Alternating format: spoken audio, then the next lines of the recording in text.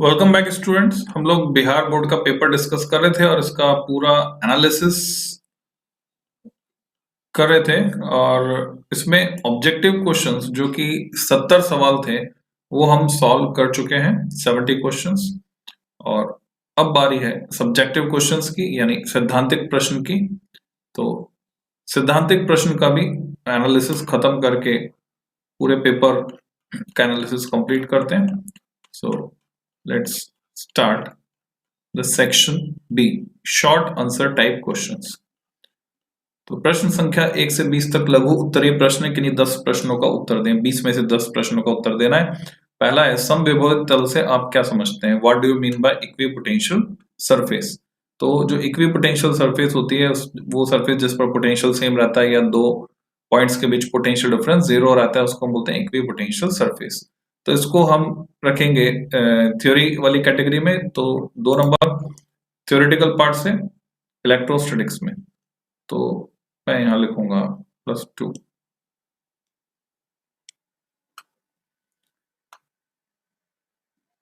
Next question जो है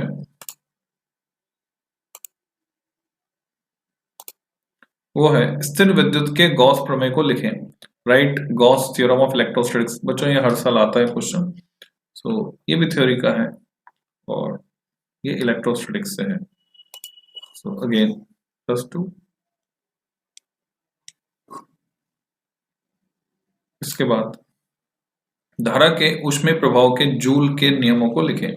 current electricity से बच्चों एनसीईआरटी में मेंशन नहीं है, सीबीएसई सिलेबस में भी नहीं है, पर आपके इधर बिहार बोर्ड में है।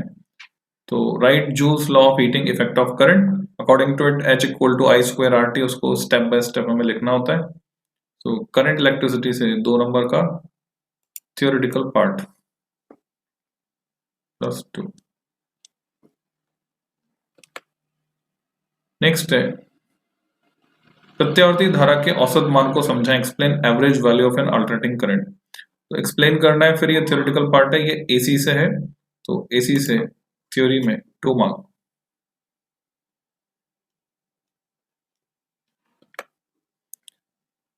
प्रकाश विद्युत प्रभाव से आप क्या समझते हैं? What do you mean by photoelectric effect? Theory dual nature से 2 मार्क। बीटा किरणों के 2 गुणों को लिखें। Write two properties of beta rays. So ये न्यूक्लियाई से है, तो पहले मैं इसको लिख देता हूं प्रकाश विद्युत प्रभाव वाला। तो ड्यूअल नेचर से थ्योरी में 2 मार्क्स। बीटा रेज क्योंकि इलेक्ट्रोमैग्नेटिक वेव्स का पार्ट नहीं है, सो ये न्यूक्लियाई का पार्ट है, तो 2 प्रॉपर्टीज पूछी हैं +2 मार्क्स। पी प्रकार के अर्धचालक को समझाएं। स्ट्रेट फॉरवर्ड क्वेश्चन है बच्चों, तो आपको जो वर्ड लिमिट है उसको फॉलो करना चाहिए। जैसे कि पहले वीडियो में मैंने बताया वर्ड लिमिट दी हुई थी।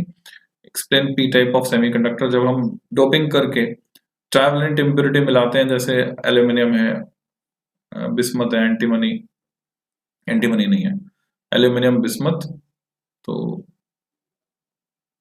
पी प्रकार का अर्धचालक बनता है, पी टाइप सेमीकंडक्टर बनता है। So again theoretical question from electronic devices 2 marks। चालन पट्टी से आप क्या समझते हैं? What do you mean conduction band? तो कंडक्शन बैंड बनाकर बताना है हमको। और इलेक्ट्रॉनिक डिवाइसेस से ये क्वेश्चन है, फिर से 2 मार्क। देन प्रकाश के ध्रुवीकरण को समझाएं। Explain polarisation of light. ये रे ऑप्टिक्स से है। बिहार बोर्ड में ध्रुवीकरण आपके है सिलेबस में, पर सीबीएसई में नहीं है। तो +2 from optics from theory part. आया मॉडुलन को समझाएं। ये कम्युनिकेशन सिस्टम से आया है। Explain amplitude modulation. So electronic devices के बाद कम्युनिकेशन सिस्टम में थ्योरी से 2 मार्क। विद्युत अनुनाद को समझाएं। Explain electric resonance. ये EMI/AC से है 2 नंबर। फिर से थियोरेटिकल क्वेश्चन है +2। नेक्स्ट विद्युत क्षेत्र रेखाओं से आप क्या समझते हैं? What do you mean by electric field lines? Electric field lines की डेफिनेशन बतानी है। बहुत स्ट्रेट फॉरवर्ड क्वेश्चंस हैं। ये इलेक्ट्रोस्टैटिक्स से है। संधारित्रों के श्रेणीबद्ध संयोजन को समझाएं। ये भी इलेक्ट्रोस्टैटिक्स से है, तो 2 और 2 4 नंबर थ्योरी में फिर से इलेक्ट्रोस्टैटिक्स +2 एंड +2। एंड गेट को समझाएं, माध्यम की चुंबकशीलता को समझाएं। चुंबकशीलता मैग्नेटिज्म से है, एंड गेट जो है इलेक्ट्रॉनिक डिवाइसेस से है। इलेक्ट्रॉनिक डिवाइस थ्योरी में 2 नंबर, और चुंबकशीलता यानी परमेबिलिटी मैग्नेटिज्म से 2 नंबर। प्राथमिक इंद्रधनुष को समझाएं। जो प्राइमरी रेनबो है ये explain primary rainbow ray optics से है। बोर सिद्धांत की 2 कमियों को लिखें। ये पोस्टुलेट्स, बोर के पोस्टुलेट्स के बाद जो उसके लिमिटेशंस हैं वो पूछिए। तो एटम से है, तो एटम से 2 नंबर, ऑप्टिक्स से 2 नंबर। सब थियोरेटिकल है, सब कुछ थियोरेटिकल है। निकट दृष्टि दोष से क्या समझते हैं, फैक्स से आप क्या समझते हैं? फैक्स वाला क्वेश्चन ये जो है ये कम्युनिकेशन सिस्टम से है, और निकट दृष्टि दोष वाला जो है रे ऑप्टिक्स से है। तो रे ऑप्टिक्स से 2 नंबर, और कम्युनिकेशन सिस्टम से 2 नंबर। फिर से सब कुछ थ्योरेटिकल, न्यूमेरिकल का कहीं नाम ही नहीं है बच्चों। क्वेश्चन नंबर 21 से 26 आ जाते हैं हम। ये है लॉन्ग आंसर टाइप। 6 में से 3 सवाल आपको करने हैं, हर एक का 5 नंबर है। Find out the expression for capacitance of a parallel plate capacitor, 5 mark. So ये डेरिवेशन है, 5 मार्क का derivation. Explain the construction and working of moving coil galvanometer, 5 mark का डेरिवेशन है मैग्नेटिज्म से। तो 5 मार्क इलेक्ट्रोस्टैटिक्स से, 5 mark magnetism से derivation. तो बड़े वाले क्वेश्चन, एक इलेक्ट्रोस्टैटिक्स से, एक मैग्नेटिज्म से। मानव दृष्टि दोष को समझाएं एवं उसके निवारण के उपाय बताएं। सीबीएसई सिलेबस में नहीं है, ये सिर्फ बिहार बोर्ड में। Explain defects of vision of human eye and their remedies. तो 5 मार्क ऑप्टिक्स से। तो यहां से हमें पता चल रहा है डेरिवेशन जो है बड़े बड़े कौन से चैप्टर से आने वाले हैं। Find out the necessary condition for dispersion without deviation. बच्चों ये एनसीईआरटी में नहीं है। The condition for dispersion without deviation, इसके लिए आपको एससी वर्मा देखनी होगी। सो 5 मार्क इस डेरिवेशन के। रे ऑप्टिक्स से एंड प्रति चुंबकीय पदार्थ, अनुचुंबकीय पदार्थ, लो चुंबकीय पदार्थ को समझाएं। सीबीएसई सिलेबस से 2021 के लिए हटाया गया है, बिहार बोर्ड में है। Explain diamagnetic substance, paramagnetic substance and ferromagnetic. बहुत आसान सवाल है, टेबल बनाकर आप एक्सप्लेन कर सकते हैं, बिना टेबल के एक्सप्लेन कर सकते हैं, विद एग्जांपल आपको समझाना है। तो 5 नंबर मैग्नेटिज्म से और 5 नंबर रे ऑप्टिक्स से डेरिवेशन। +5 +5, ये सब आधा करने वाले हैं हम इसका, बिकॉज ये बिल्कुल 70 से दुगना 140 नंबर पहुंचेगा। चॉइस सारी मिला ली हमने इसलिए। और द्वारक, एंड द्वारक, नॉर्थ द्वारक को समझाएं तो 5 नंबर इलेक्ट्रॉनिक डिवाइसेस से आ गए सवाल, और इसी के साथ ये पेपर आपका खत्म होता है। सो इलेक्ट्रॉनिक डिवाइसेस से 5 नंबर। अब हम टोटल कर सकते हैं बच्चों। पहले का टोटल ऑलरेडी हमारे पास है, इसको मैं थोड़ा सा छोटा कर देता हूं। पहले का टोटल ऑलरेडी हमारे पास है, बाकी जो बचा वो अगर मैं जोड़ता हूं यहां पर, तो 2 2 4 5 6 7 8, 8 और 5 13, तो 13 और जुड़ जाएगा इधर इलेक्ट्रोस्टैटिक्स में। तो टोटल जो हो गया ये हो गया 20 मार्क्स, इक्वल टू 20। यहां पर 2 है, और बस 2 है, प्लस 2 और जुड़ जाएगा करंट इलेक्ट्रिसिटी में, और ये हो गया 12। मैग्नेटिज्म में जाते हैं तो 5 5 10 और 2 12, 12 और जुड़ेगा, और 12 और 9 ये हो जाता है बच्चों 21।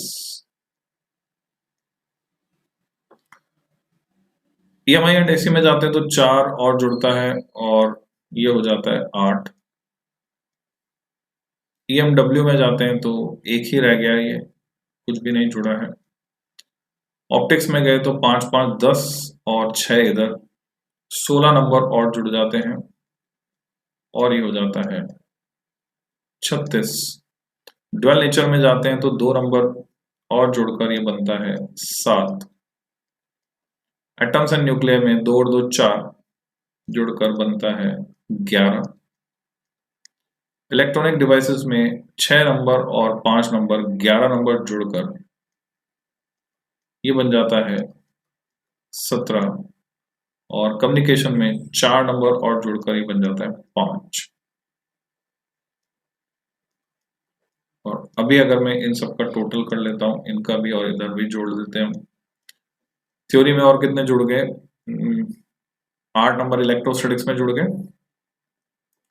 2 नंबर करंट इलेक्ट्रिसिटी में, 8 2 10, 2 12, 13 14 15 16, 17 18 19 20 21 22 23 24 25 26 27 28 29 30 31 32 33 34 35 36 37 38 कम्युनिकेशन सिस्टम तक आते आते 38 नंबर और जुड़ गए, और ये हो गए 44 और 38 टोटल, 40 और 30 70, 78 82, 82 डेरिवेशन में जुड़ गए बच्चों। एक 5 कितनी बार आ रहा है? 5 आ रहा है, 1 2 3 4 5 6 6 5 30 मार्क्स डेरिवेशन के जुड़ गए। और कंसेप्चुअल में कुछ भी नहीं जुड़ा है, सेम है सेम है। न्यूमेरिकल में सेम है, कुछ भी नहीं जुड़ा है, यही है 19 और 7।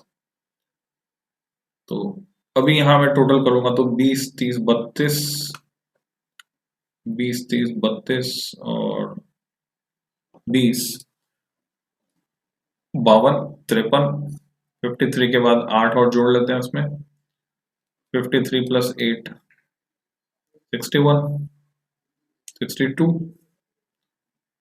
62 में 36 और जुड़ेंगे, 92 98, 98 में 7 और जुड़ेंगे, 105 6, 116, 126, 133, 133 एंड 5। कहीं पर 2 नंबर का घोटाला है बच्चों, तो 130 हो रहा है, 2 नंबर कहीं मिस हो गए हैं, तो 140 नंबर होने चाहिए ये टोटल, या तो मेरे से टोटलिंग मिस्टेक हुई है, जो भी है इधर भी 140 होना चाहिए। 8 9 10 11 यानी 110, 112,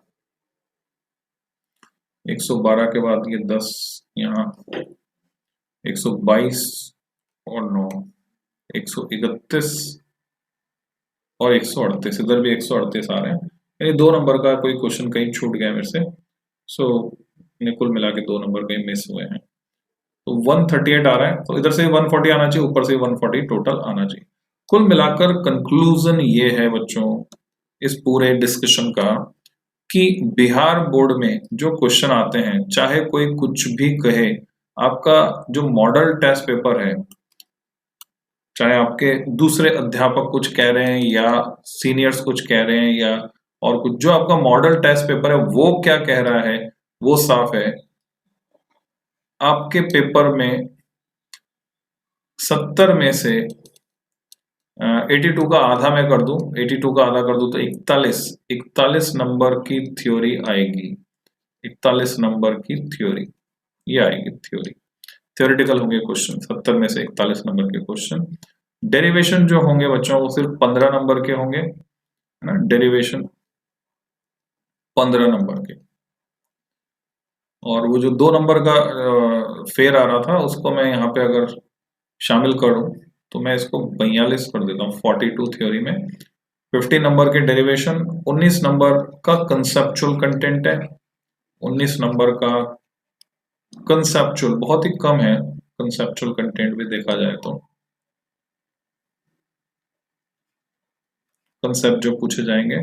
न्यूमेरिकल मात्र 7 नंबर के हैं, न्यूमेरिकल जो आने वाले हैं आपके सिर्फ 7 नंबर के, तो आपको कितनी न्यूमेरिकल प्रैक्टिस करनी है आप समझ सकते हो, इससे 7 मार्क्स के न्यूमेरिकल्स हैं बस। तो इस तरह से आपके 70 नंबर का टोटल बनने वाला है, ये जैसे 19 और 7 ये हो गया 26, 19 और 7 26, 26 और 15 और 42, तो ज्यादा हो गया, 6 7 8 5 13 4 5 6 7 8, तो क्या गड़बड़ हुई, मैंने इनके आधे नहीं किए। देखो ये जब भी हम एनालिसिस करते हैं और क्रॉस चेक करते हैं तो हमें पता चल जाता है, ये मैंने 19 नंबर जो लिखे हैं कंसेप्चुअल के लिए वो गलत लिख दिए हैं,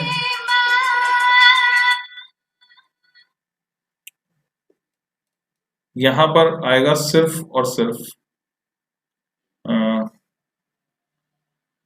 19 के आधे, तो वैसे 20 होते तो 10 मान लेता हूं मैं इसको, ठीक है। ये 10 आधे, यहां फिर मैं 41 ही रहने देता हूं बच्चों, इट इज 41 ओनली। और ये 7 के आधे, 7 के आधे मतलब 3.5, तो 4 मान लो या 3 मान लो, इसमें से कोई एक।